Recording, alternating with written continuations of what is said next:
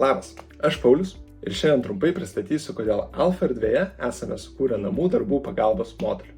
Ar kada susimąstote, kad būtų šaunu visada šalia savęs turėti matematikos mokytoją, kuris galėtų atsakyti į visus kylančius klausimus? Mūsų namų darbų asistentas būtent tam ir yra skirtas. Keliaukite jo aplinką, įkelkite uždavinio nuotrauką ir pasirinkite, ar reikia pagalbos su uždavinio sprendimu, teorijos paaiškinimu ar panašių uždavinių sugeneravimu.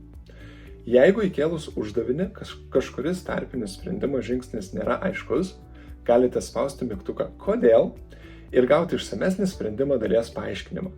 Dažnai asistentas indikuos, kurias potėmes pravartu peržvelgti mūsų bibliotekoje, kad dar geriau galėtumėte patobulinti savo žinias tam tikrose temose.